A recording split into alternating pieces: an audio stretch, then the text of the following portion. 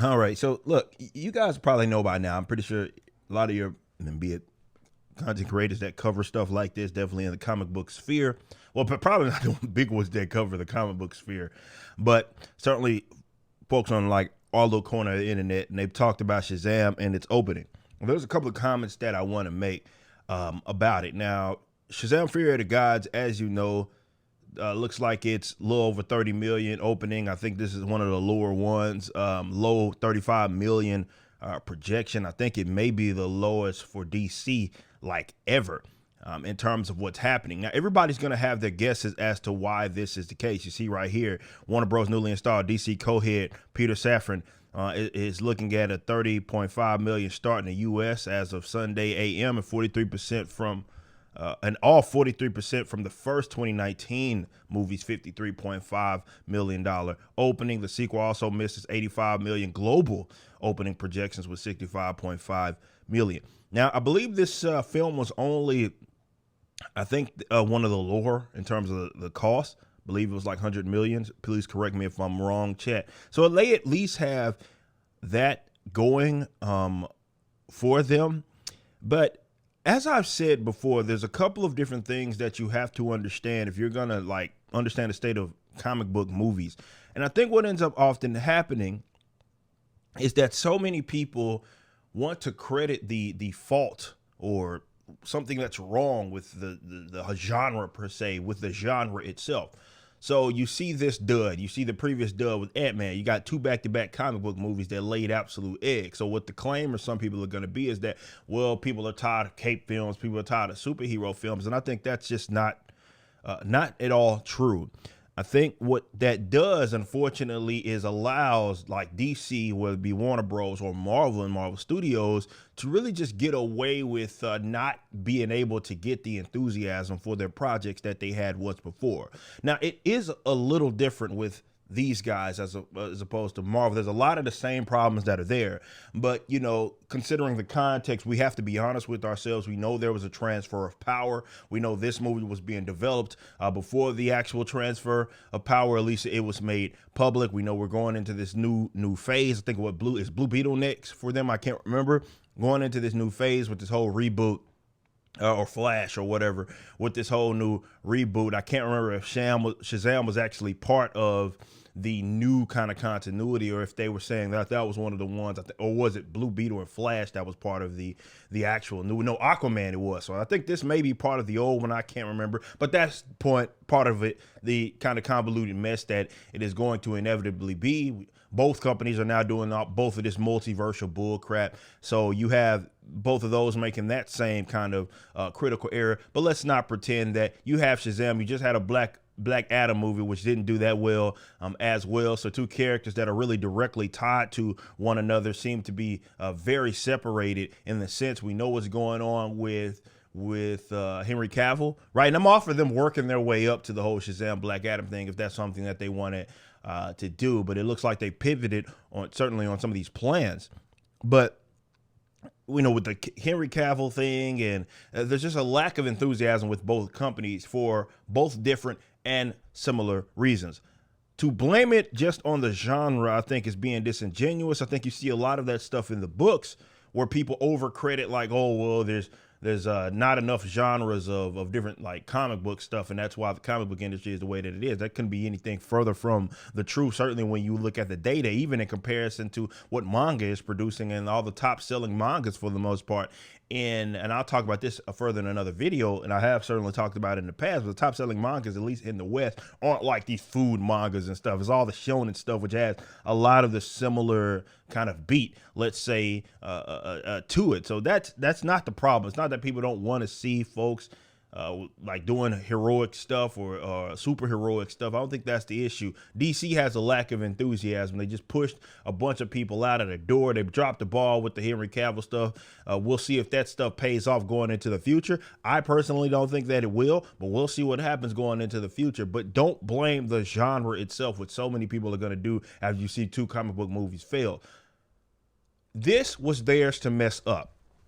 I don't think you guys understand that Infinity War, as well as Endgame was not that long ago. Okay, so it's not like we're dealing with something that's, I don't know, a decade removed from it. It was not that long ago. You're in the spot that you're in right now because you've lost sort of the steam it is that you have, but not because of the fact that, well, people aren't interested in this genre. It's more due to your own, it was theirs to screw up. Let's say that. You probably heard that sort of term used before, certainly in terms of sports. It was like their game to lose or win, and that's what it was.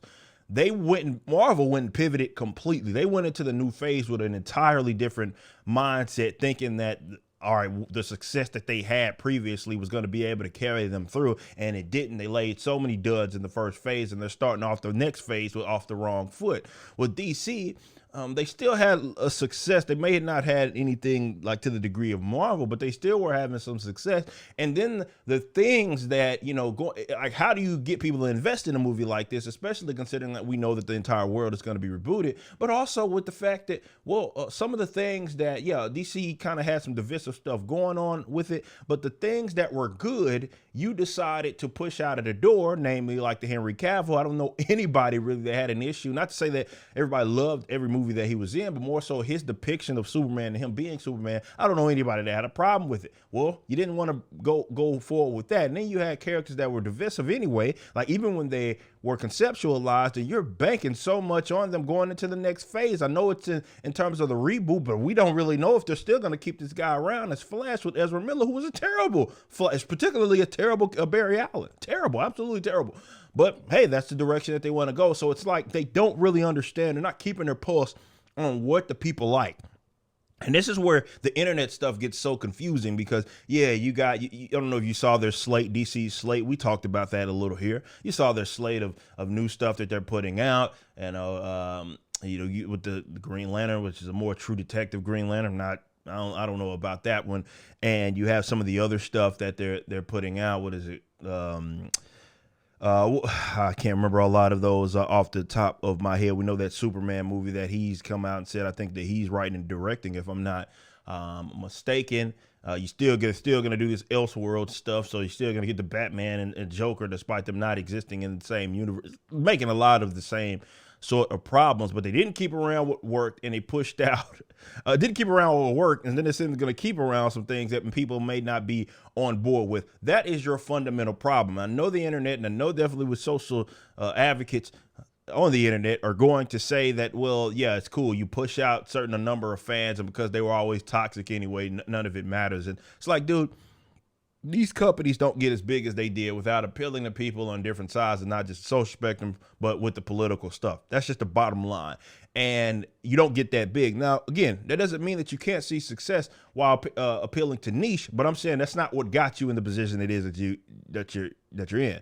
So if you try to appeal to niche, all these people who pretend to like stuff on the internet, well, you got to understand what that means. If you push like a demographic, definitely a core demographic, out of the way, like I don't know a whole lot of just straight up comic book enthusiasts that are enthusiastic about, let's say, this, and I'm not going to pretend like that's the largest demographic in the world, but that is your guaranteed base, right? You can use these characters, you expect the people that have been so knowledgeable on them over the years, those will be the first people lining up to see their favorite characters in these adaptations. But when you're not giving them, let's say, characters that they want, or rather the depictions of the characters aren't even like mildly accurate because you're not even trying, well, this is exactly what you get. You get an over convoluted, but and then with the concept that you're going on with the multiverse and all that stuff, you're ending up with a no consequences, convoluted mess, backing with Marvel, backing characters nobody asked for, Miss Marvel,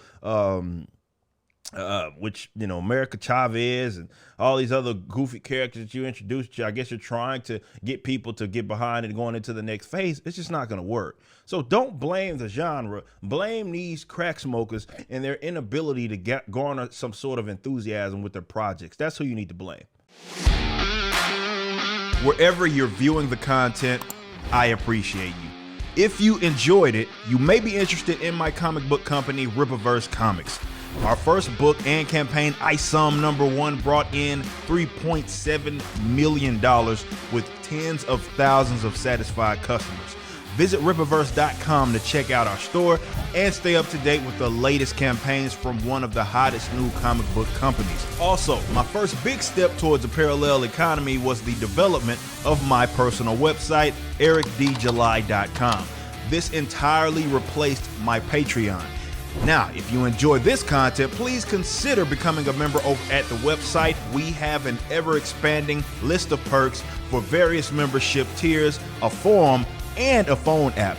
Some of these perks will even benefit you if you're fans of the Rippaverse. Anyway, I appreciate you so much for being a supporter and or customer.